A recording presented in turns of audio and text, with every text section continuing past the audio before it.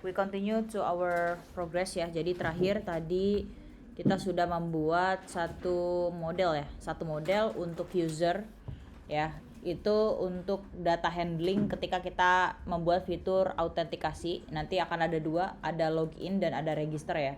Jadi di sini di user model kita membuat 3 properties ya dalam kelas tersebut. Yang pertama itu ada full name, kemudian yang kedua ada email, dan terakhir itu ada password ya, dengan nullable di properties full name. Kemudian kita juga sudah membuat validator ya. Jadi nanti ketika ada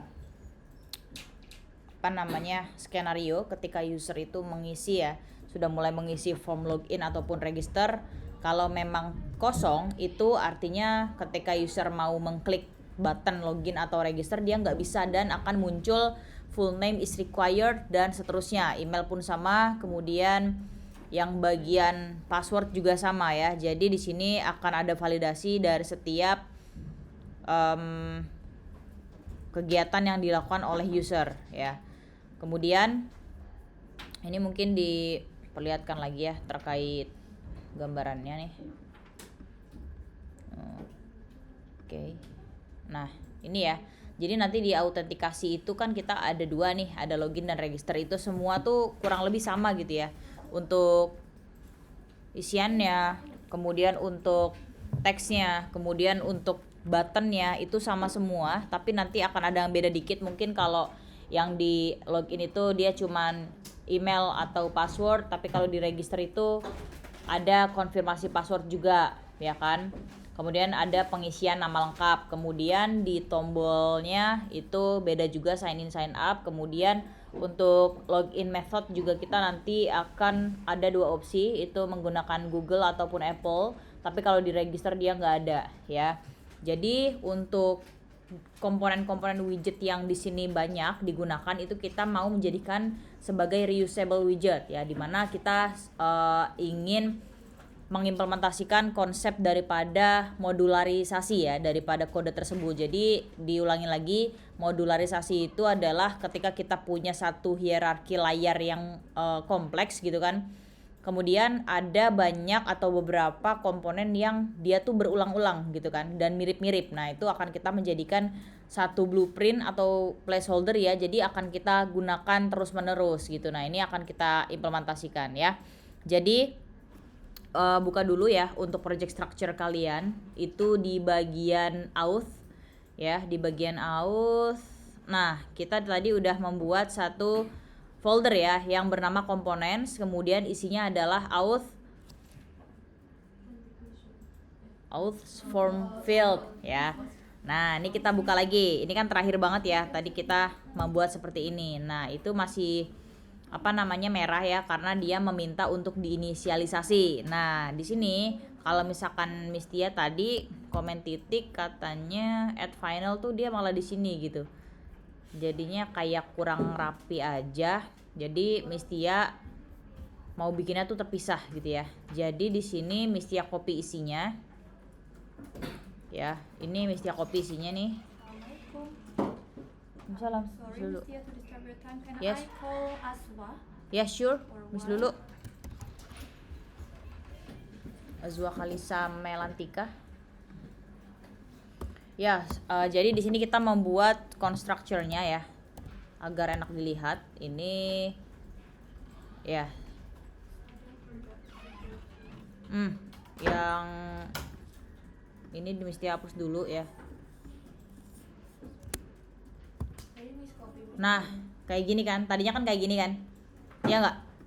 Kan sebelumnya cuma bikin properties atau variabel-variabel. Nah, yang merah-merah ini kita klik, kemudian comment titik, kemudian create constructor for final fields. Nah, jadi dia ada di bawah seperti ini. Sudah? Sudah ya? Assalamualaikum warahmatullahi wabarakatuh. Sudah, jadi harusnya kita sudah tidak merah ya, karena untuk constructure-nya sudah kita buat ya. Untuk Azwa silakan, tadi yang merah-merah itu kan tadinya gini ya, merah gini, terus diklik satu aja ya, kemudian comment titik, control titik, kemudian create constructor for final fields required name. Nah, ntar dia akan jadi seperti ini ya. Sudah? Nah, untuk variabel-variabel yang dia reusable itu kita simpen teman-teman dalam satu variabel. Jadi ketika kita manggil, kita tuh nggak manggil terus-terusan gitu ya. Ketika kita misalkan manggil text field untuk email, terus kita panggil di sana misalkan keyboard type, ntar pas mau bikin text field buat nama, manggil lagi gitu kan dengan nilai yang sama gitu. Nah itu namanya adalah boilerplate atau kode yang sama diulang-ulang terus. Nah kita nggak akan membuat seperti itu ya. Kemudian lanjut di sini placeholdernya kita ganti aja langsung ya.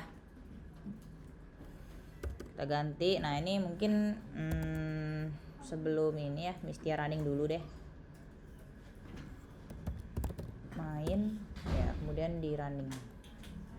Oke, tadi bagiannya yang out from field.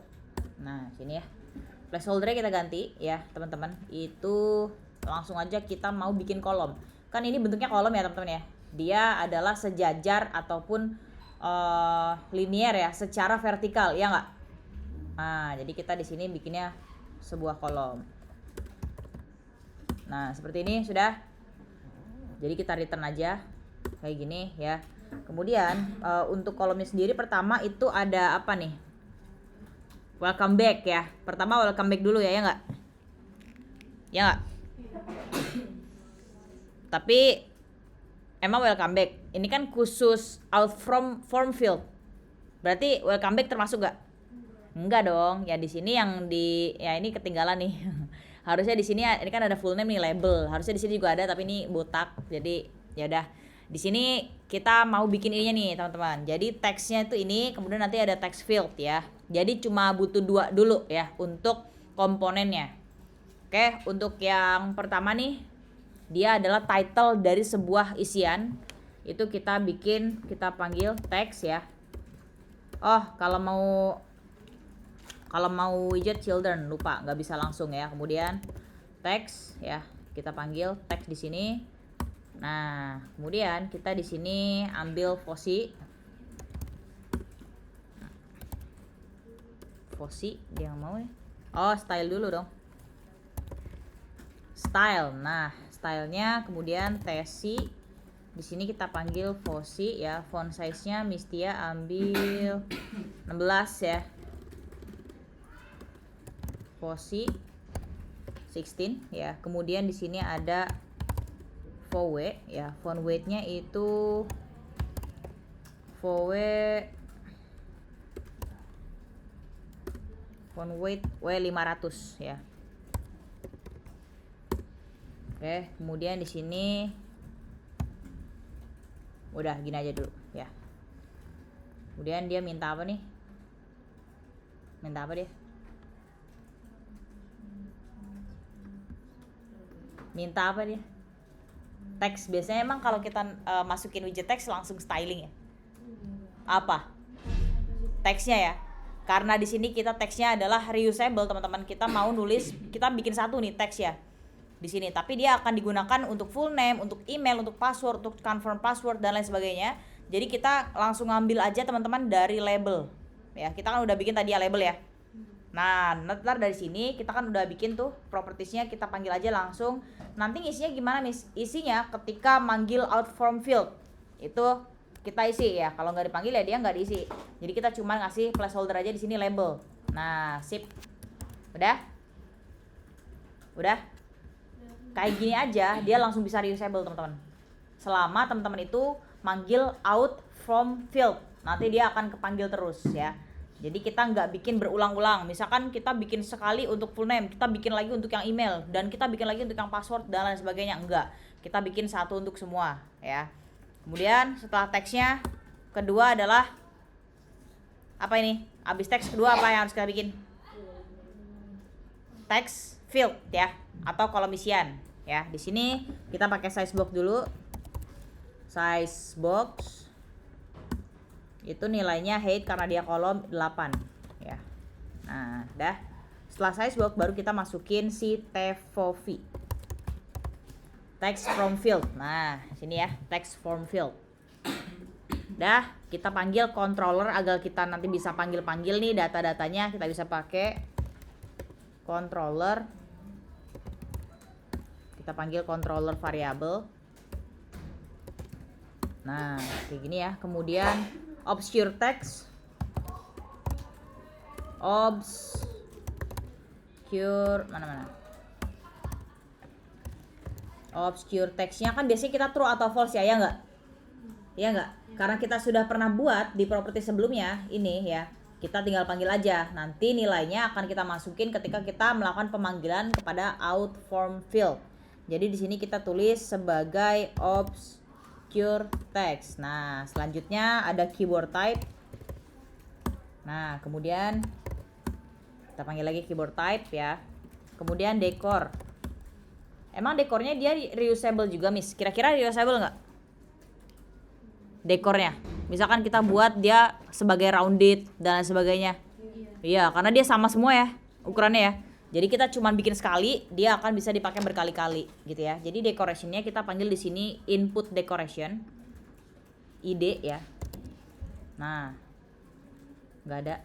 Inde berarti. Nggak ada juga. Input D. Nah, input decoration kita enter aja. Ya, kita pertama masukin sebuah hint text. Jadi dalam sini kan ada hint textnya ya, kayak enter your full name, enter your email, itu tuh hint textnya teman-teman. Ya, kita panggil variabel yang udah kita buat hint text. Hint text. Oh, hint doang ya? Hint text aja kali ya.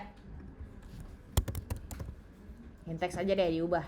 Nah, di sini juga jadi hint text. Nah, sip. Jadi di sini kita panggil hint text. Nah, sip. Kemudian setelah hint text, kita masukin suffix icon. Jadi nanti di sini akan ada icon-iconnya teman-teman ya. Ini mah nggak ada ya, nanti akan kita tambahkan. Suffix ya. Bukan suffix tapi suffix icon. Iya, termasuk ya. Jadi suffix icon dia bisa masukin icon dimanapun itu ya. Alright. Nah, suffix icon, kemudian untuk bordernya kita buat rounded di sana. Jadi kita tambahin border parameter, kemudian kita panggil di sana outline input border. Outline mana nih? Outline. Nah, ini nih. Outline input border, kita tambahin bora ya. Boranya itu circular 8. Border radius ya. Bora circular 8. Nah, sip. Ini punya siapa ini? Tiba-tiba ada aja nih. Mana yang kehapus?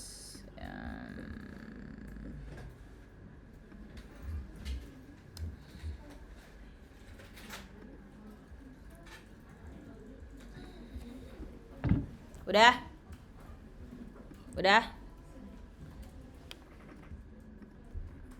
Udah belum?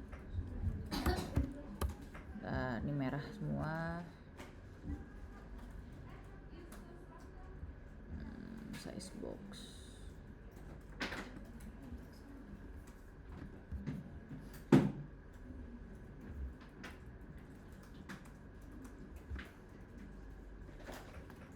Mesti ada yang merah nih, hierarkinya kacau. Sip. Oke. Nah. Udah ya? Udah? Kita panggil validator yang udah kita buat teman-teman. Setelah input decoration, sebelum text form field. Jadi dia akan kepanggil ketika ada error-error yang cantik itu. Validator ya, kemudian kita panggil validator. Nah, sudah gini doang. Ini out form field dengan kita cuma bikin berapa doang ini ya, berapa line kode, dia langsung bisa dibikin reusable ya. Jadi kita bisa pakai terus gitu, nggak cuma sekali gitu ya. Ini pertama out form field. Ada error? Tidak ada. Nah, out form field udah, kita akan bikin yang lain lagi. Kira-kira di sini yang reusable apa lagi teman-teman? Dari sini. Button ya. Oke, silakan bikin baru di komponen ya. Bikin baru di komponen. Ctrl B, Command B, di components bikin file baru namanya auth underscore nih. Oke. Nah, mana? Kok nggak ada? File baru auth underscore dia button. Nah, gitu aja. Dart. Nah, sip. Udah? Ya. Nah, di sini kita bikin lagi yang namanya stateless untuk nampilin button.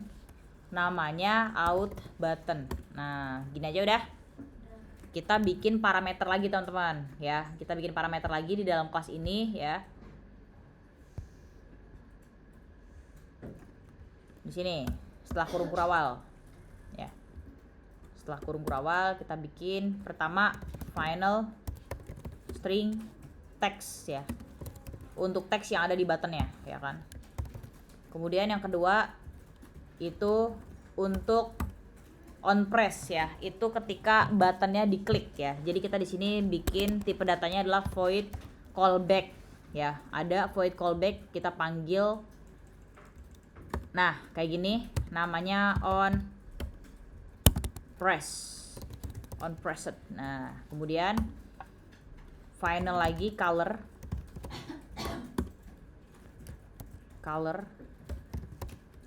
Nah, di sini text color. Nah, sip. Kemudian color lagi itu buat background color. Background color. Nah, sip. Terakhir icon. Kalau icon kita panggil kelasnya itu widget teman-teman, spesial banget widget. Dia nullable, jadi bisa ada icon, bisa ada enggak, bebas gitu kan. Icon. Nah, ini beberapa yang kita buat. Berarti ada berapa tuh? 1, 2, 3, 4, 5 ya. 5. Ini merah, dia minta diinisialisasi. Kontrol titik aja, add final. Dah, sip. Mana ya? Dah. Sekarang kita bikin untuk buttonnya teman-teman. Gampang juga sih button.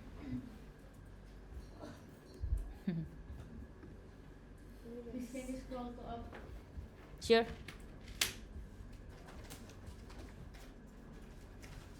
The challenge of Indonesia. Ini BK nih. Oh, English. Udah? Udah? Lanjut kita buat untuk yang button ya. Di sini langsung aja kita panggil elevated button. Elevated button ya.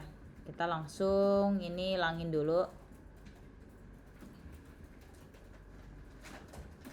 Hilangin. Elevated buttonnya kita panggil di sini ya teman-teman, titik icon. Nah, jadi button kita tuh ada iconnya gitu ya. Kita bisa panggil metode icon langsung. Di sini kita of course jelas punya dua method ya, on press dan juga label ya. Di sini kita hapus dulu nih biar bisa terbaca dengan baik ya. Jadi on press karena kita udah pernah bikin sebelumnya, tinggal aja gini. Jadi kita nggak perlu lagi teman-teman bikin on press ataupun metode secara dummy seperti ini kan. Biasanya kita gini ya, bikin dummy ya kan. Kalau misalkan dia belum ada tujuan, tapi teman-teman tujuan kita tuh sebenarnya udah ada, cuma belum dibikin aja gitu. Daripada kita bikin dummy, mending kita simpen ke dalam satu variabel yang nanti akan bisa kita panggil. Tinggal kita isiin dia mau kemana gitu ya. Jadi ini best practice lain gitu kan. Kemudian iconnya di sini silakan icon. Nah, ini maksudnya apa nih? Coba ya. Kemudian size box di sini tulisin dot string. Nah, ini apa nih? Dot string, ya dot string. Kalau misalkan kita lihat secara definisi, dot string adalah untuk creates a box that will become as small as its parent allows. Artinya apa tuh? Bahasa Inggrisnya agak-agak ini ya. Artinya apa?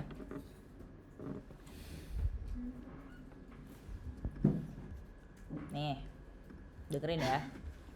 Kita minta bantuan si Google.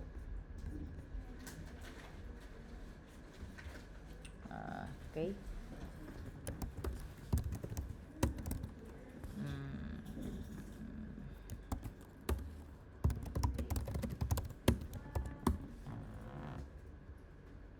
Nah, dengerin. Kode size box string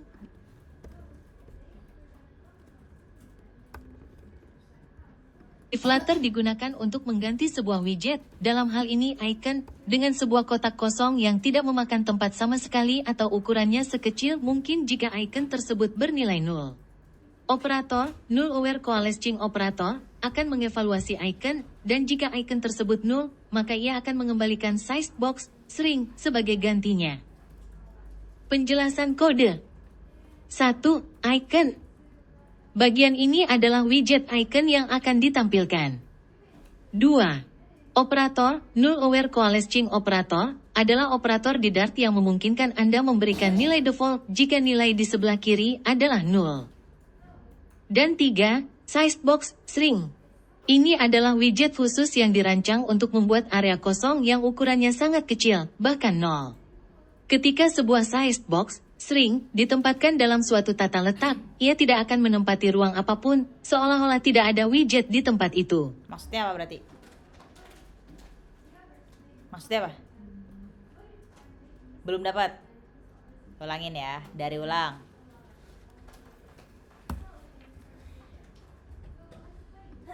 Kode size box string di Flutter digunakan untuk mengganti sebuah widget, dalam hal ini icon, dengan sebuah kotak kosong yang tidak memakan tempat sama sekali atau ukurannya sekecil mungkin jika icon tersebut bernilai 0.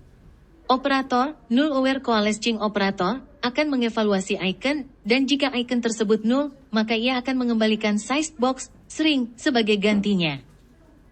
Penjelasan kode 1. Icon. Bagian ini adalah widget icon yang akan ditampilkan. 2. Operator, null aware coalescing operator, adalah operator di Dart yang memungkinkan Anda memberikan nilai default jika nilai di sebelah kiri adalah 0. Dan 3. Size box string. Ini adalah widget khusus yang dirancang untuk membuat area kosong yang ukurannya sangat kecil, bahkan 0. Ketika sebuah size box string ditempatkan dalam suatu tata letak, ia tidak akan menempati ruang apapun, seolah-olah tidak ada widget di tempat itu. Dapat gak? Apa? Kalau misal di buttonnya itu berwarna icon, Oke. berarti bakal disediain size box screen atau size placeholder yang kosong. Oke. Oke, sip. Jadi operator tanda tanya ini tadi namanya apa? Oke. Office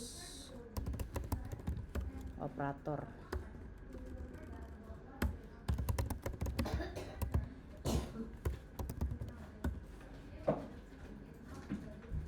Nah, dia mirip banget sama Elvis operator. Kalau Elvis operator dia tuh ada tanda tanya dan titik 2 gitu ya. Tapi kalau misalkan di Dart itu namanya tadi null aware coalescing operator.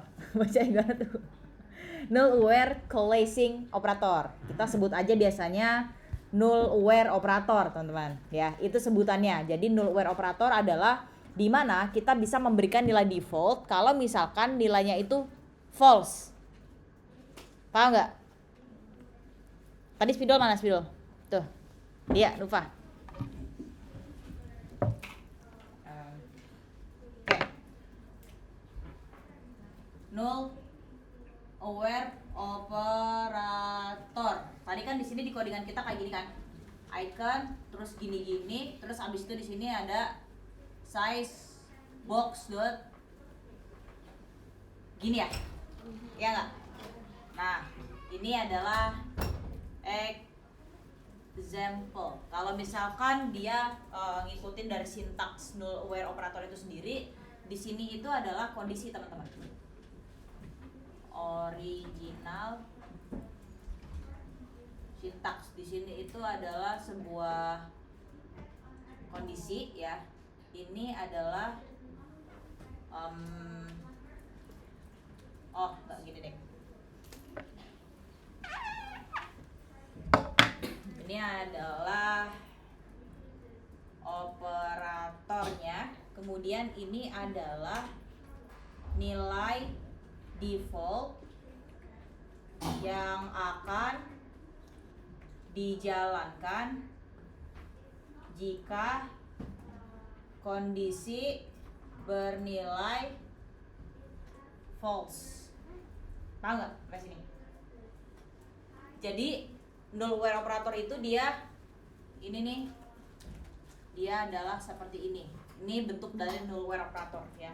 Contohnya adalah icon yang kita gunakan ya kan. Ini adalah pemanggilan untuk icon ya. Kemudian ini operatornya, ini adalah sizebox.string. Yang mana sizebox.string itu tuh kalau misalkan dia akan memunculkan sebuah placeholder yang bahkan nggak kelihatan sama sekali gitu, seolah-olah dia nggak ada apapun ya. Itu fungsi dari .string ya. Kalau misalkan dia ada,